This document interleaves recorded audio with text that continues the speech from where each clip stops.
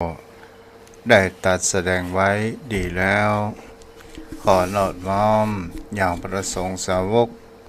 หมู่ใหญ่ผู้มีทิฏฐิอันหมดจดและงดงามโดยเส้นก้าวของข้าพเจ้าและขอถวายความเคารพนอบน้อมไวสามายังครูบาอาจารย์พระเถรานุเถระพระภิกษุสงฆ์สมณเณรพระสังฆาธิการสงฆ์สมณศักดิ์บัณฑิตนักปราชญ์ท่านผู้มีความรู้ทุกรูปทุกตนทุกองค์มาด้วยความเคารพและขอเจริญสุขสวัสดีมายังพ่อออกแม่ออกสถายยมพ่อโยมแม่พ่อหมอนแม่หมอนพ่ออุ้ยแม่อุ้ยพี่ป่าน้าอาท่านผู้ฟังผู้มีใจบุญทุกท่านที่ติดตามรับฟังธรรมะยามดึกทางสถานีวิทยุเพื่อการศึกษาพระพุทธศาสนาและวัฒนธรรม 104.5 เมกะเฮิรตซ์โดยการส่งลิงก์สัญญาณไปณสถานที่ตั้งสถานีวิทยุคือวัดฝายหินตำบลสุเทพอำเภอเมืองจังหวัดเชียงใหม่โดยความเอื้อเฟื้อของท่านอาจารย์พระครูสมุวิศวัตรวรกิจโจผู้อำนวยการสถานีวิทยุและเจ้าอาวาสวัดฝายหินมาโดยความเคารพโยมพ่อโยมแม่วันนี้เนื้อธรรมมหาจารย์มาถึงการที่8เรียกว่าการกุมารบันมี101คาถาสาธาญาติโยมทั้งหลายวันนี้ก็ถือว่าเป็นวันที่เราได้ตกแต่งดาวันพวกนี้เป็นประเพณีเดือนสี่เปงตานเข้าใหม่ตานหลัวหิ่งพระเจ้าเนาะวันนี้ก็จะได้เทศนาธรรมยังมามีกันเทศสักการเด้อโยมพ่อโยมแม่ท่านใดจะเป็นเจ้าภาพกันเทศก็สามารถที่จะโทรมาร่วมบุญกันได้เนาะ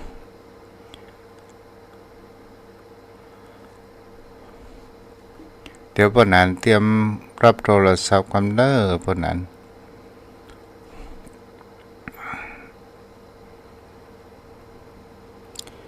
โยมพ่อโยมแม่ท่านผู้ฟัง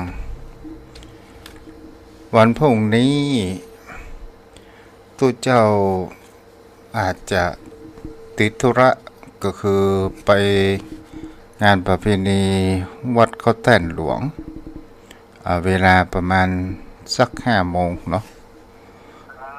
วันเฮอเขาก็ปากันเมตตาบารมีธรรมท่านพระพุทธเจ้าด้วยความเคารพอย่างสูงยิ่งไหว้สาครับเจ้าเจริญพรเนอปนานไหว้สาครับวันนี้ติดกันกุมารบันเด้อ100คาถาคงจะเตดประสุดเนาะวัน2 หน้ากุมารบันนี่เป็นธรรมที่ยาวผูก1ไหว้สาเจ้าแม่นลำดับต่อไปก็จะขอผู้ที่มีจิตใจใฝ่ในธรรมทุกท่านได้ตั้งอกตั้งใจไหว้พระทรงธรรมพร้อมกันนะครับ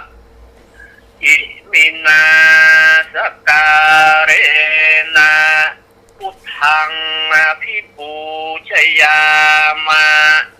อิมินาสการะนะธัมมังอภิปูชยามะอิมินาสการะนะสังฆังอภิปูชยามะอะระหังสัมมาสัมพุทโธภควาพุทธังภควันตังอภิวาเทมิสวาคาโตภวันตาธัมโมธัมมังนัมมัสสามิสุปฏิปันโนภวันโตสาวกสังโฆสังฆั มามิหันธรรมยังพุทธัสสะภะคะวะโตบุพพาคณมักกะรังกะโรมาเสนะโมตัสสะภะคะวะโตอะระหะโตสัมมาสัมพุทธัสสะนะโมตัสสะภะคะวะโตอะระหะโตสัมมาสัมพุทธัสสะนะโมตัสสะภะคะวะโตอะระหะโตสัมมาสัมพุทธัสสะณโอกาสต่อไปนี้ท่านสาธุชนจะได้สดับรับฟังพระธรรมเทศนาธรรมวัดเนื้อมหาชาติการกุมารปันทวนที่8 โดยเมตตาบารมีธรรมของท่านเจ้าพระครูไพศาลสุตกรวัดทุ่งปะเก็ดจะได้เป็นองค์เมตตาแสดงธรรมมหาปนการใหญ่กว้างก็มาปาลิปุนังสุดเสียงเขตปัดนี้ก็มา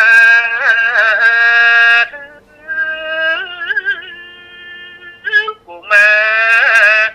ละบันกันยอดซอยปางมือผู้พามนาจารย์จุจุก็มาขอเอายังกันหาและจ้าอาลีตันตาเวสันโดก็คือแก่พามเป็นมหาการอันใหญ่บ่น้อยมันก็เอาเครือเขามัดสองกุมารติวดันโดนตามหนตามสองกุมารก็ถูกเขียนตี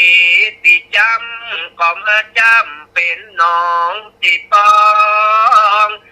ก็มาปองเป็นเลือดบ่ฮู้จักแห้งเหือดอาบยามบัดนี้ขอลูกศิษย์พระผู้บานตนสักบาทได้เทศนายังกันใหญ่กว้างกุมารปันอันผดับผดาไปโดยคาถาว่าใดร้อยเอ็ดคาถาบ่เสนแจ้งเหตุต่างกา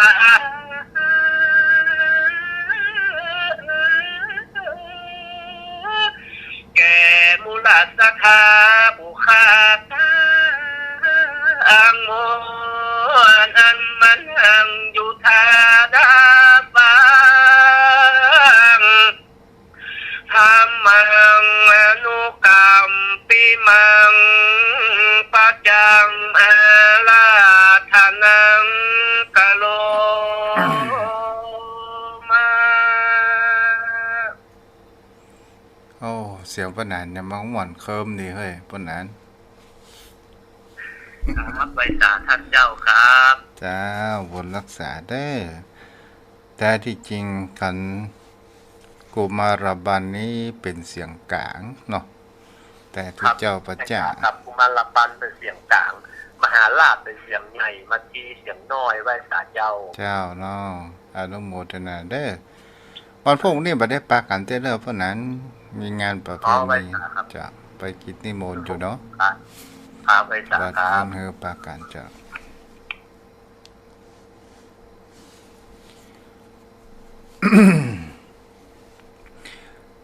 นะโม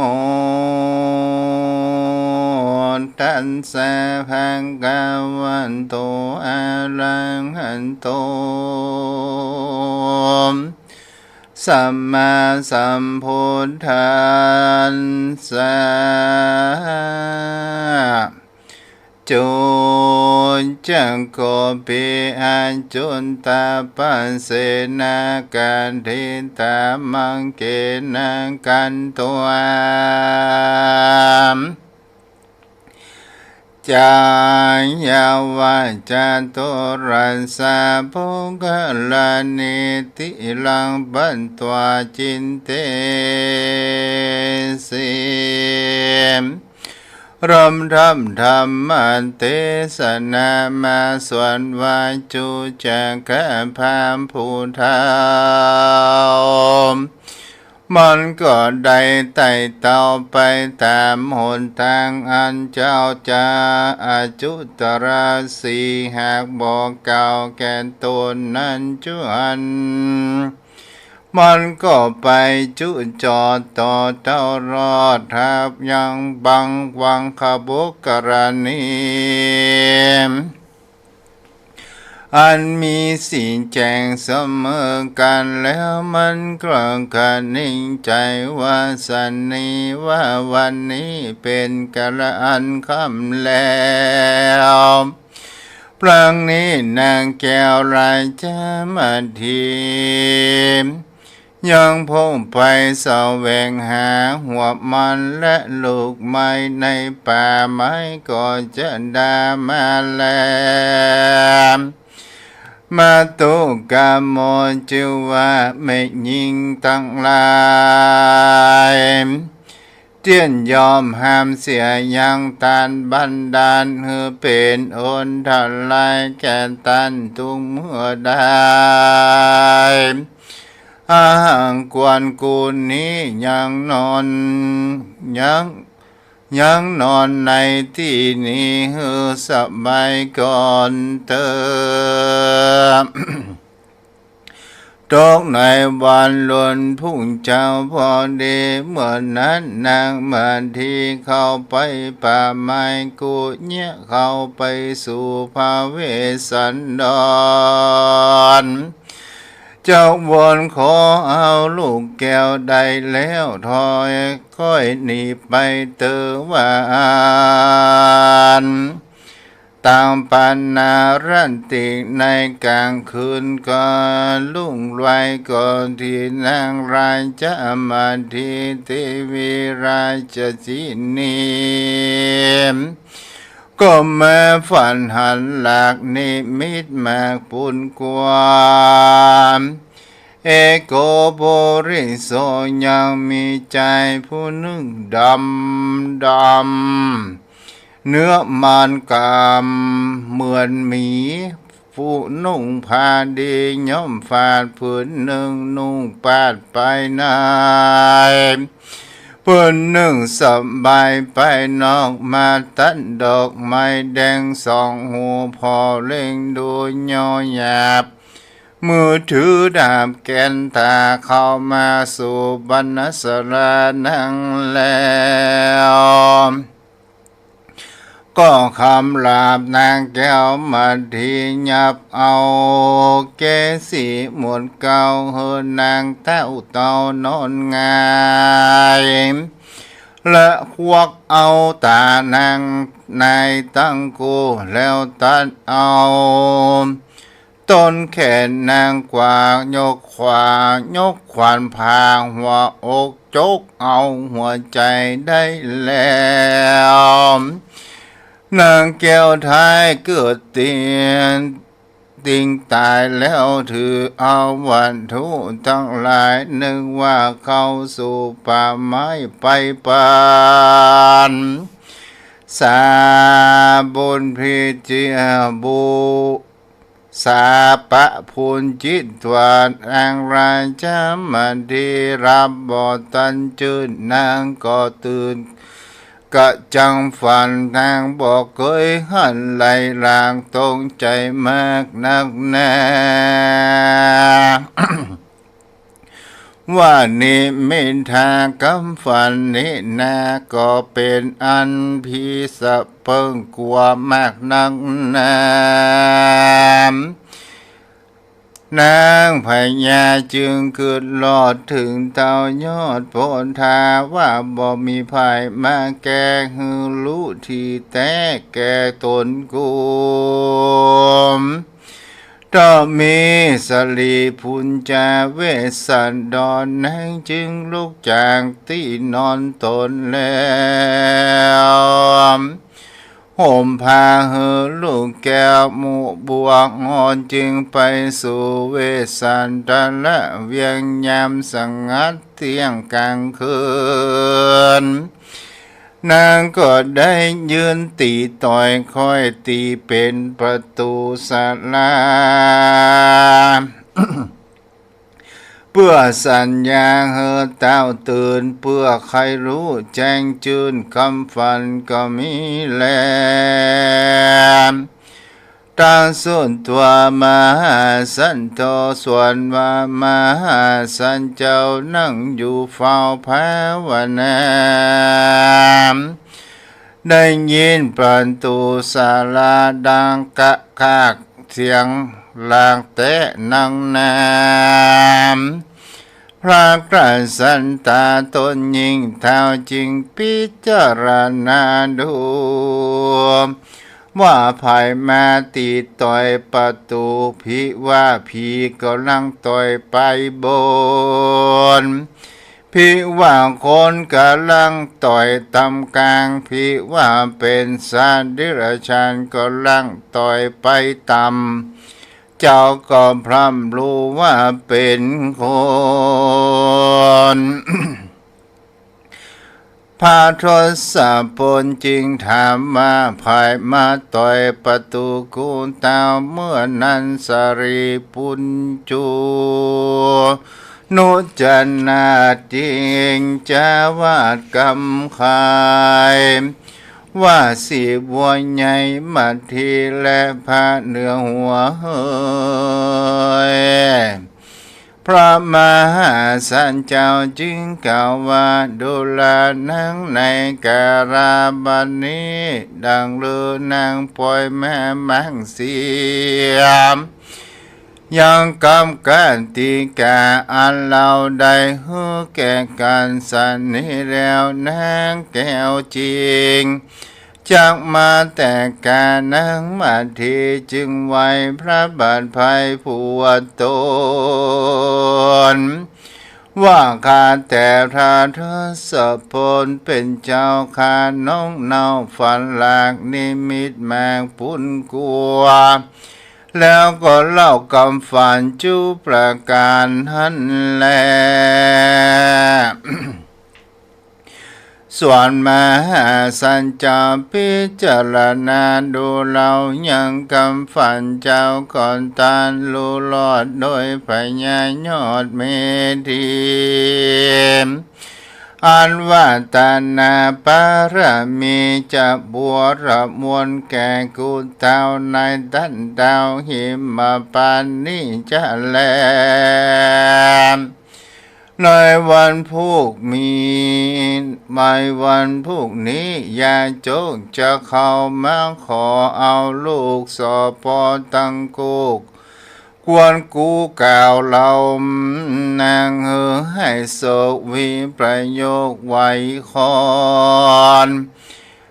แล้วเจ้าเวสสันดรก็กล่าวแก่นางน้อ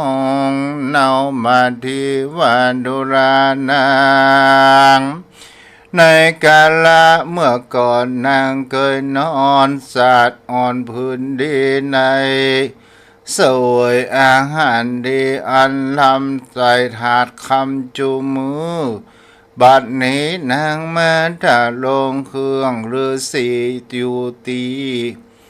ยู่ที่กินที่นอนบดดีรำบางกินมูระหมากไม้ต่างข้าวรอยว่าถาดนางเน่าซ้ำเครือกเยือกฝันหันยังนิมิตอันบดี นางจุงแป้งใจดีสุภาพอยากกายหยาบกลัวสั่งเติมมหาสันเจ้าอุบายเล่าลมนางนาจะมาทีด้วยกรรมดีอันนี้ก็ส่งเฮือนางแก้วคืนเมื่อก็มีวันนั้นแล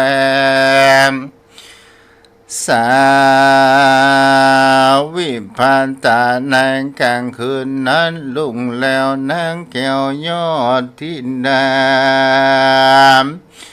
ก็มากันตามวันปฏิบัติพวกตนโดยไม้สีฟันแล้วน้ำสวยนากวาดเพียวจำลาพระบรรณาศาลาแห่งมหาสันเจ้าแล้วก็อุ้มเอาลุงแก้วทั้งสองจุ่มโจมดมขมอมจะใจนางโนไทยสั่งจาว่าดูแลเจ้าและสิ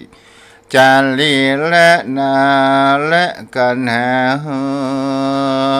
ย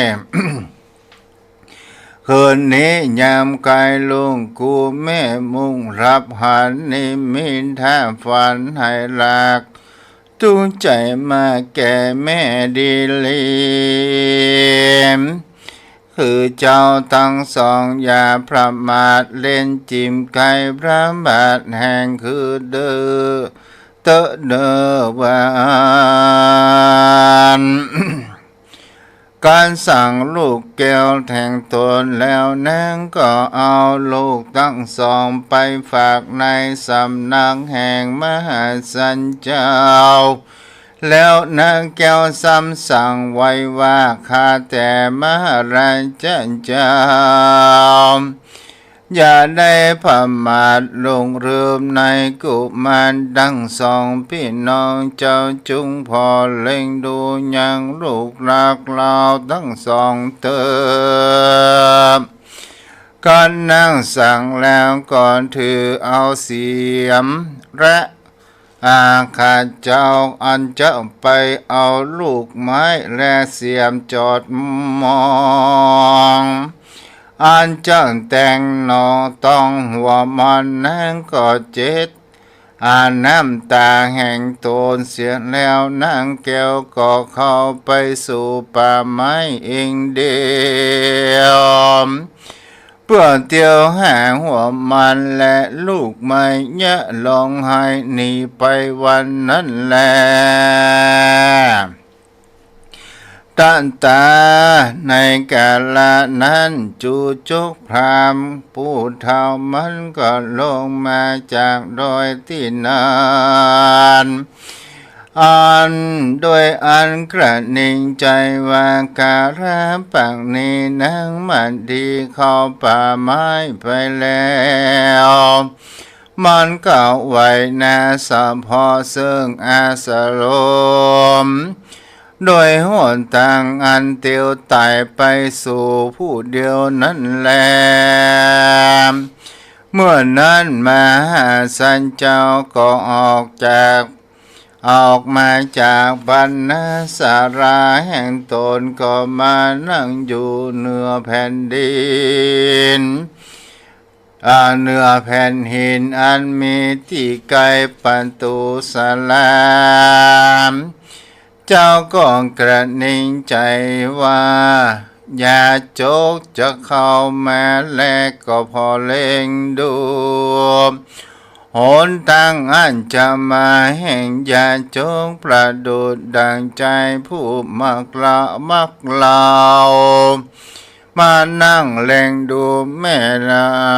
เล่าทั้งหลายนั่นแหละ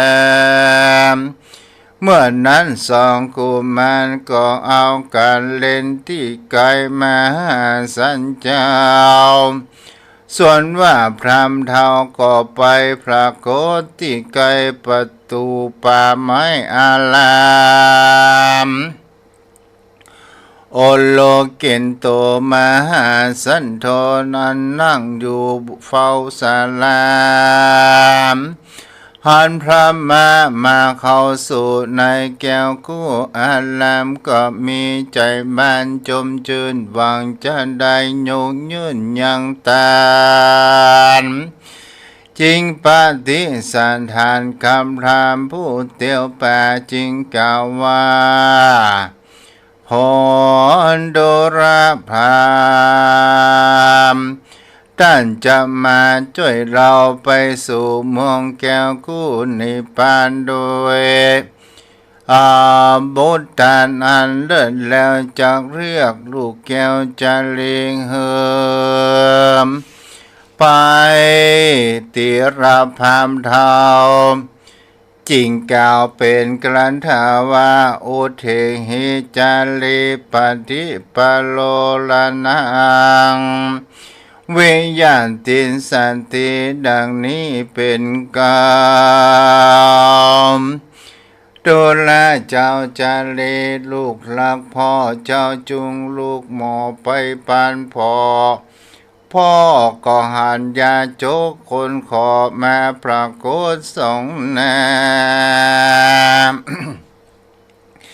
มันดังเราอยู่ในเมืองก่อนเก่ายาโจกย่อมเข้ามาก่อนง่ายจำเนียนแต่อันพ่อได้หันยาโจกเข้ามามีใจใส่ศรัทธาชื่นสูบมันใจผู้หลอนกระหายได้กินน้ำเย็นได้แสนกระออมนั่นแหละเมื่อนั้นเจ้าจะเลี้ยงข้างข้าวได้ยินคำตาพ่อตนเลี้ยงหาจะขานจากกับพระบาทจึงโอกาสกระถาว่าอาหัมปิตานาปัสสามิโยโสพระมโนทิสันติอาวโสดังนี้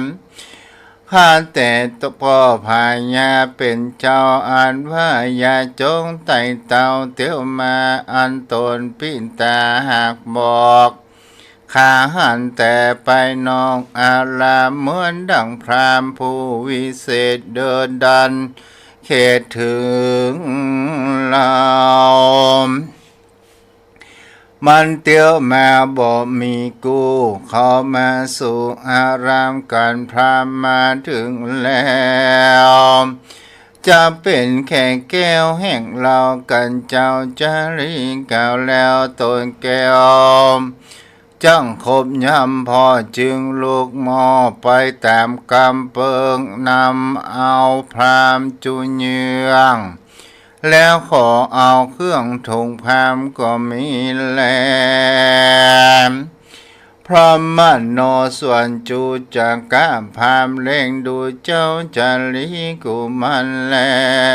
ว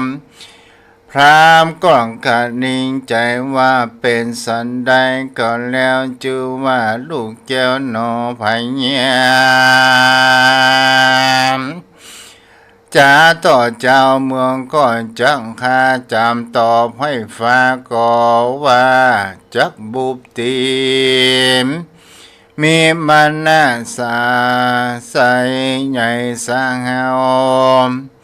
กล้าแข่งแต่ตายแม่นกูขอได้แล้วก่อนจากใจมันบ่หอนได้เหตุนั้นกูจะคำรับขนาบแต่งหัวตีเจ้าจะรีกัวก่อนแล้วเท้าปุมอนจีพามก็ปัดรัดมือเจ้าจะรีกุมารเลยคำว่ามึงจุงหลีกหนีฟิกไปกูไปเมื่อนั้นเจ้าจะรีหันเหตุอันบอดีก็รีกฟิกจากตนทางเจ้าก็พอเล่งดูให้พามเท้าตั้งแต่ตีนถึงหัวก็หานปุริสาโตดอันบอดีในตัวพามได้18 แห่งเมื่อนั้นจูจักกะพรามก็เข้าไปสู่สำนักแห่งมหาสัญจาร อันจำปฏิสันทานปางทานจึงกล่าวกลันถาว่ากินจินุพนโตอนัมยังกันจิอุนเจยะยาเป็นทางกันจิมุลละพัลลาพระหู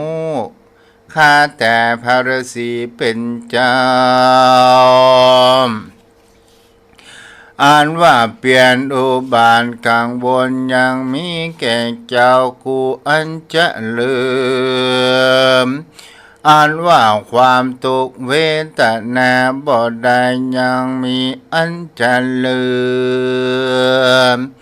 ท่านยังคอยเลี้ยงชีวิตตนยังลูกไม้หัวมันยังมีมากพอฉันอันจะลืมเลือกและโยงบินยะใหญ่งูน้อยใหญ่ตั้งลายจังเข็บแมงปองมากายเปลี่ยนเจ้าอันจะลืมในป่าใหญ่อ่านกะเตียมไปโดยหมู่เนื้อกาขนองของป่าเป็นต้นว่าเสือโค้งเสือเหลืองมานอนเนืองค่อยขวางฝูงแรดจ้างบ่อากมาลาวีการทำบ่ดีแก่เจ้าอันจา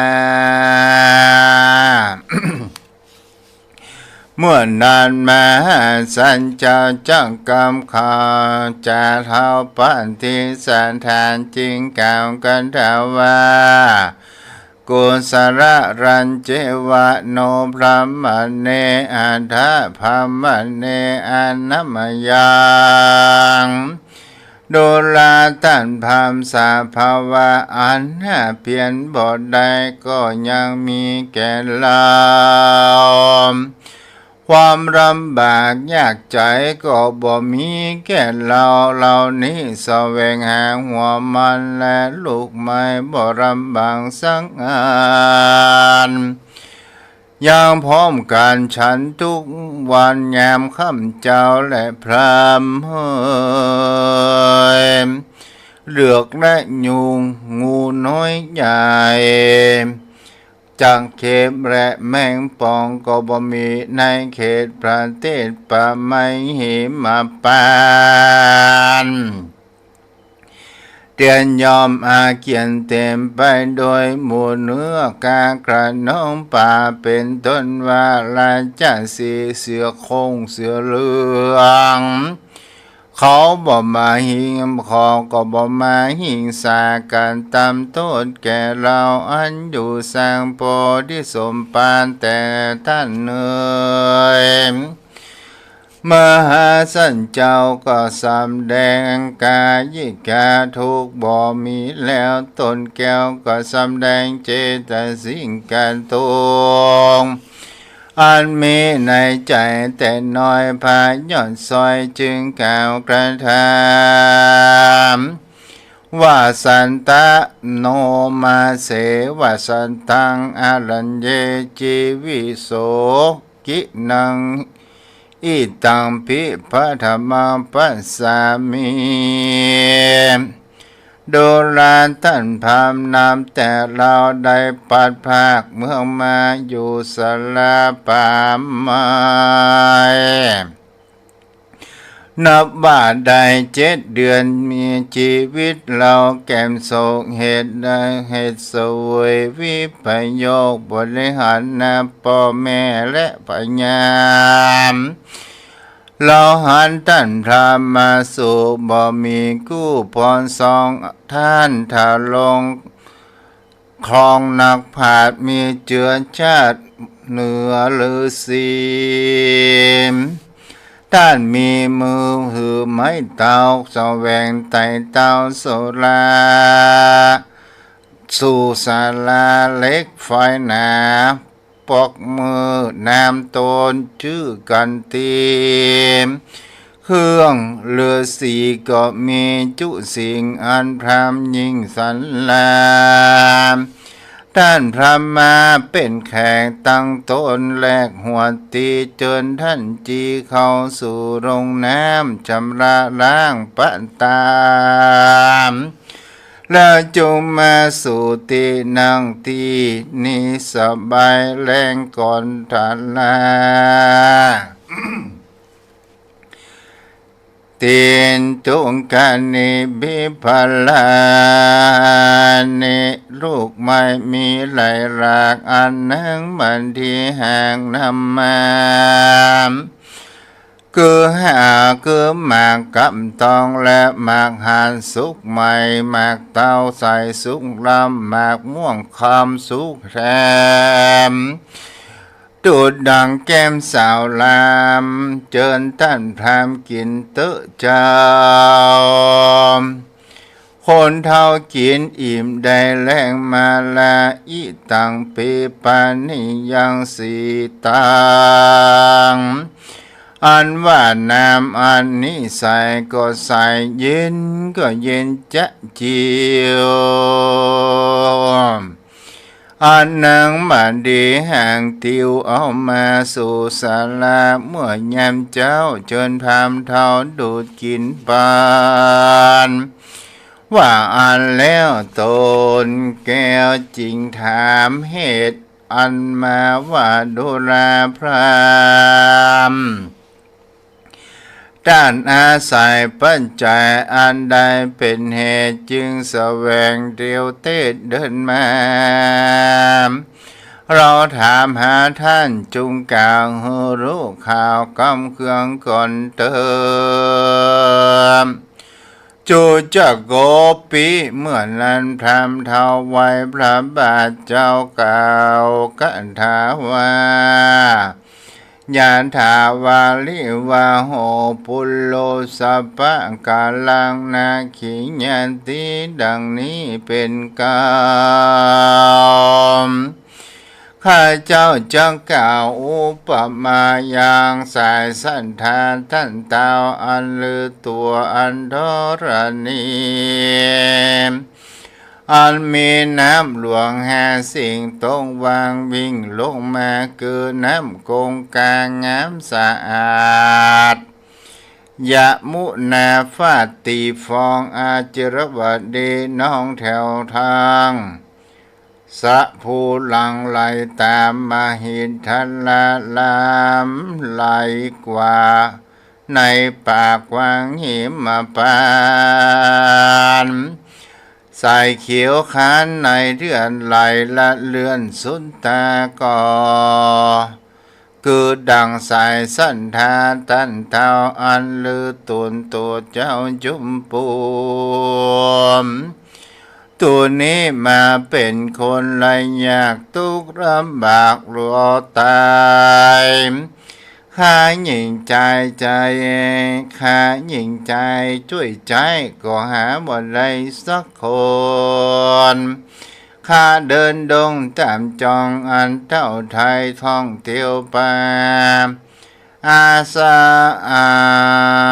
ใส่สันทาแห่งเจ้าเพื่อจองขอรุ่งเต้าและท่านฤาษี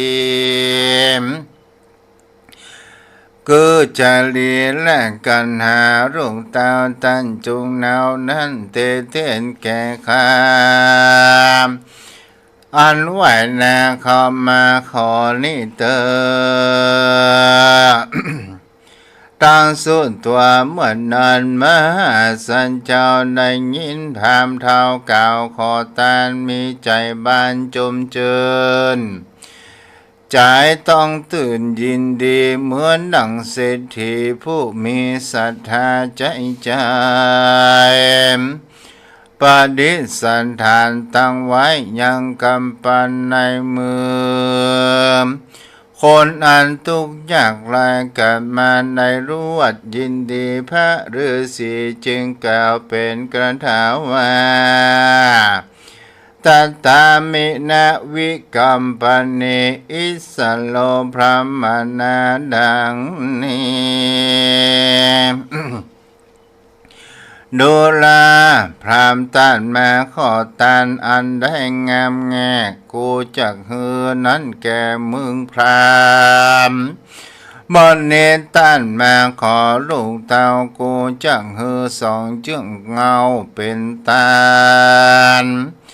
แต่ว่านางบานเทยังอยู่ดงด้านป่าไม้ขอเฮอนางยอดไทยกับแม่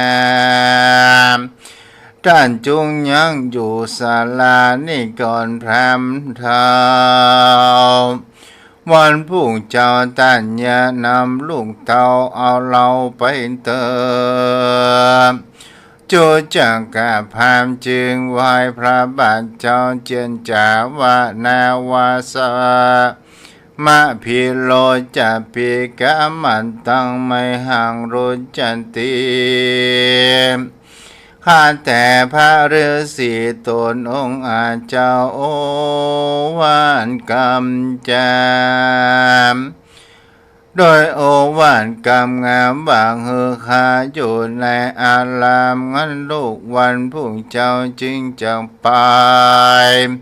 ข้าประปงใจจะอยู่ข้าเท่าปู่กวนตายโอนทันไลหลอนเกิดกำเนิดหลอนหัวหลอนมีนายรวยตีบ่จืนรับบ่ตื่นหลอนตาย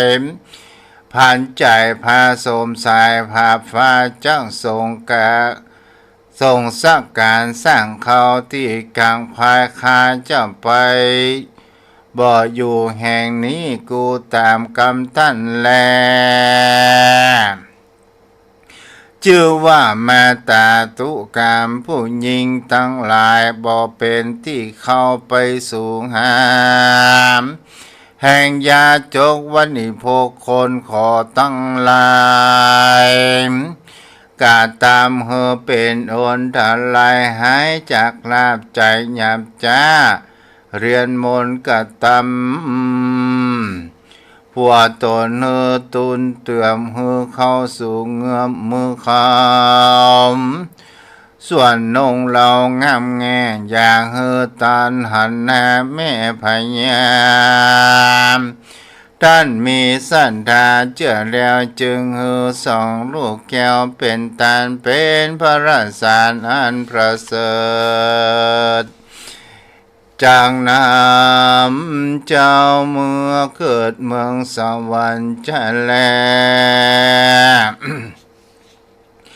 มหาสันเจ้าจึงกาจึงจากกำพรำเทาว่าพิว่าท่านใครหันนางหนุ่มน้อมบันดีงามแงอันปฏิบัติแก่พวตนอันว่ากุมารตั้งสองคนพี่น้องการต้านเอาหนีจากห้องหิมาปานต้านจงเอากุมารไปถวายตนปูแห่งสองขาอยู่ในเมืองเจตุรนคร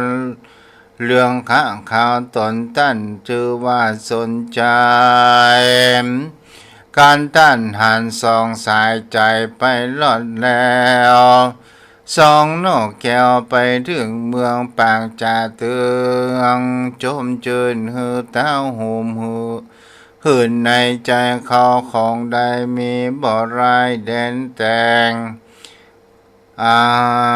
หือปานพรามจะแลมจูจักกะพามจึงกล่าวว่าอันเชในสาพยามีราชบุญตาสุโนหิเมฆาแต่มหาราชเจ้าข้าเท้าจักเมืองเจตุรนครเนื่องบ่ใดเหตุกว่าท่านไทยคุบจริงเอาชึ่งอย่างนาสองนงเราหนุ่มนาวข้าเท้าหากยินกว่าอย่างพระเหนือหัวภาพฟ้าหารผู้คาผูกสองกุมารอันเป็นหลานตั้นตาไปสู่เต้า4 ปีตาบนมีจันทลงพระกรพาโคดมโนปาโตดเดือลายกันตามทันดังกามโมตายวมแลบอกอันจังคาตัวคาหือความหน้าสู่ตั้งไว้ ข้ายิ่งใจแต่งจริงไปแล้วเราข้าจะมีมือเปล่าเววามปีกไปสู่นางอามิจันตาเมียแห่งข้านางจังจมดานันนาว่าคนประลางแง่วใบขอข้าได้แล้วเฮอเปิ้นจริงเอาว่าอันเพิงมีแล เวสันตโลอาหาภาเวสมาพระมหาสันเจ้าจากคำพรามเท่าแล้วลมใจว่าเต่าสนใจพ่อข้าบ่ใจคนยามจาสมานกันต้านหันหลานมาลอดจากอ่อนวอดกำบานเจ้าองค์การตันจอมประกอบไปโดยเมตตาบอกกัดตามกรรมหยาบจ้ามอนคาตันจีพามเต้ามีใจบานจมเจิญเขาของยื่นปันพามถ่ายเอาหลานงามตั้นไว้พรามจะได้เรือใจจะแล จูจังก้ามพามบ่ยินจอมจริงเต้าตอบคุณธรรมว่าตามกรรมแห่งพระบาทเต้าถือโอกาสคำสอนข้าบ่หล่นกระทำตามได้ข้าจ้างเอาสองแขนไทยบนเรืองไปสู่เมืองกะลิงกะลาดเพื่อเป็นทาสใจบำเลินเมียข้าตำการเสียทุกคำเจ้ายามนั้นสองผัวเจ้ากอดกันนอนจะแลน้ำพาโลสาวาจะนางสุนตัวเจ้าจะเลผันแผ่วกันนางแก้วกันหาได้ยินพร้อมจากคำหยาบปสุภาพเสียงแข็งสองเปิงแปงกลัวเป็นข้าใจต่อหน้านางใจต่อหน้านางพรามณีจึงจวนกันหนีโดยอันยองไปสู่ห้องศาลาบ่อ่านสมัทธาอยู่ได้ก่อนใต้คุ้มไม้ปูเขาสองนงเหล่าปังกันตันจ้องไปสู่ห้องไพโซนมีเนื้อมีตัวตนอันสั่นว่าอกปั่นทันลอนสองบังอ่อนตั้งตนบ่ได้เป็นดังพรามเข้าไกลยับจริงเอาสองนงเราจริงหนีกว่าถึงต้านน้ำปุกรณีเจ้าจารีจริงคาดยังพายมฝาดไว้กำองค์แล้วปาการลงไปลีอยู่ที่น้ำเลิกเพียงคอปอยอหัวออกได้น้ำเวทไว้ตั้งตัวเอาใบบัวงำหัวเปื้อลีเท่าปูจีพามวันนั้นแล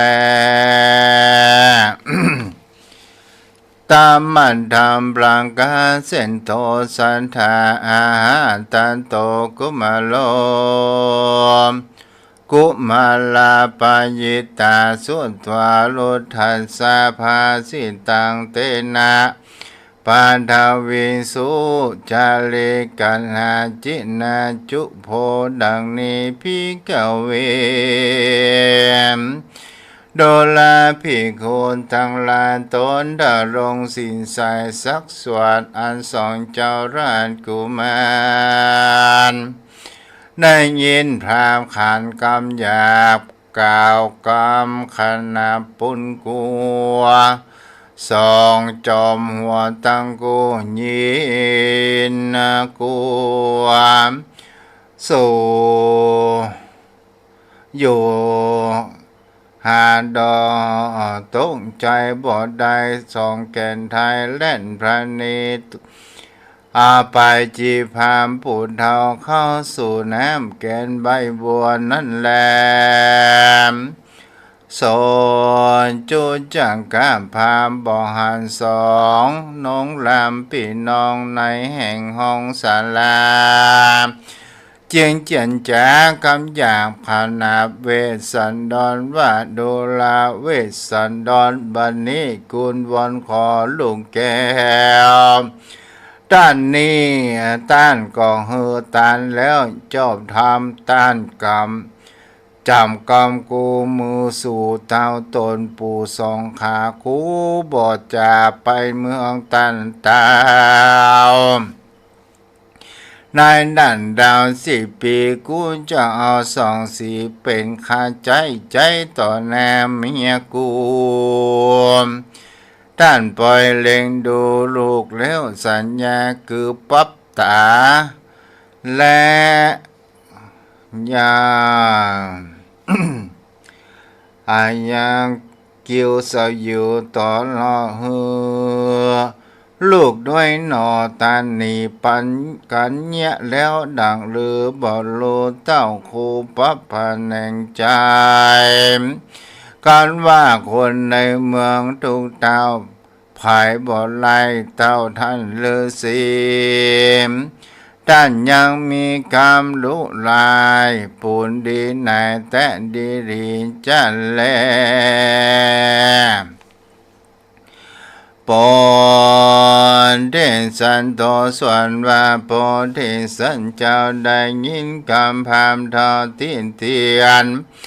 มันก็มีเปลี่ยนผามฟ้าจึงไหวนาต่อจะพามเป็นกำงามพรามปู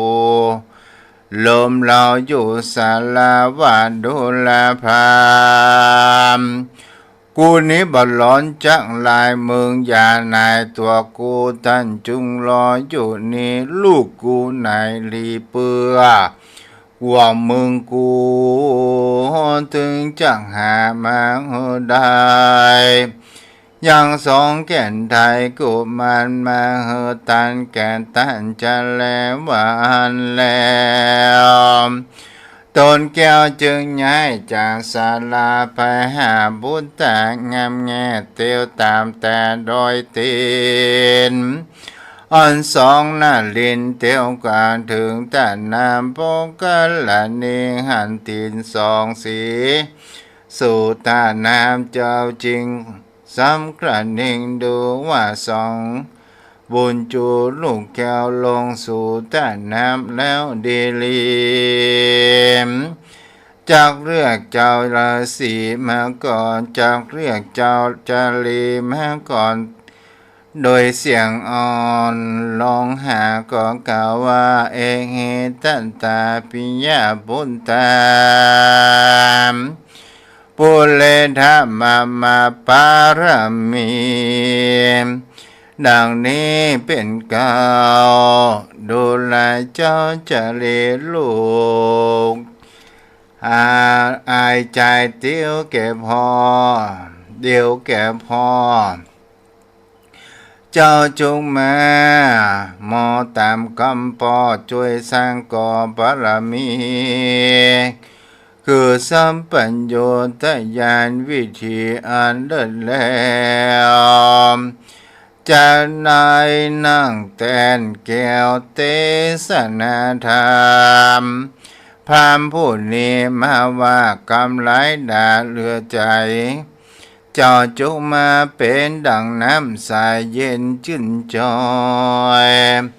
มาหดหล่อย้อยใจป้อเตอยานาวาเปโหท่าเจ้าจงมาเป็นสะเปาคำเล่มกวางในต้านตั้งสากรเฮือป้อขี่จรไปสู่กำลาคือฟ้ากฟ้าจางสวรรค์มีนิพพานเป็นที่สูงยิ่งลำทุกสิ่งโลกามยังคนละเทวดาแสนหมู่จังหือเข้าสู่นิพพานปนจากสงสารที่ไรอันเขาโด โดยอันเฮอลูกเอ๋ยอายปออายป่อเป็นตานี้เตอ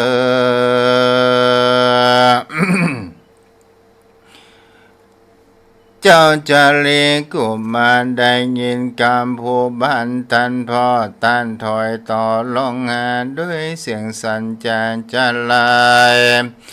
เจ้าโอนบนได้แต่สะสีมเจ้าจะลีกะนิ่งใจว่าพรามมันจะขาดและตี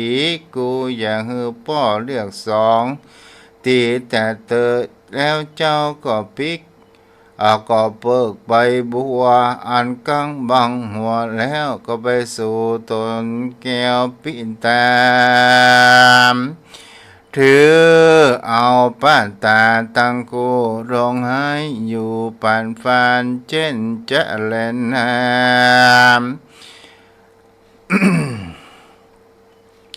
เมื่อนานพระมหาสันเจ้าบ่หันลูกเต้าคือกันหาจึงถามจานจะเลถูกรองพอ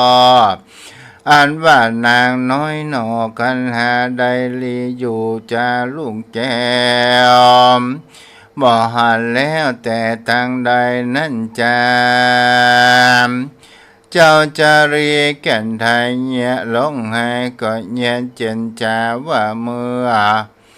อาภัยมาถูกต้องแก่สันผู้ของโลกีคือว่ากัวตั้นตีและตั้นคาย่อมอ่อยนาหนีไปบ่มีภายใดเป็นกูไปลีอยู่ไกลตาเหตุนานั้นนางกันหาน้องคามไปหลีอยู่ต่างใดก็บ่รู้ใดและพ่อเฮยอันธามหาสันตัวเมื่อนั้นมหาสันเจ้าก็รู้โดยพยางเอาแห่งตนว่าลูกสองคนนี้กะกรรมกะตามติกากันไว้ว่าได้ปีแล้วอย่าว่าน้องแก้วอยู่ที่นี่เด้อว่าอันตนแก้วจะเรียกนางกันหาจึงกล่าวกระทำว่าเอหิอัมมะเปเยทิเตดุลากันหาลูกยิงเดียวเจ้าจงมีใจมอฟังคำพ่อเรียงเจียนจ่าเจ้าจงมาช่วยกูพ่อสืบสั่งขอปารมีเฮือแต้มดีดแก่หัวใจพ่อโดยอันเฮือลูกน้อยหนอเป็นตาพรามสามัญก็ว่ากูปอลูจุลอพังตนก็ได้เทศนาธรรมกันกุมารบาลตอนที่หนึ่งก็หมดเวลาก็บังคมสมเลสเด็จเอาจนจบเด้อวันนี้นะ อ้าววันศุกร์ก็มาปากันเด้อ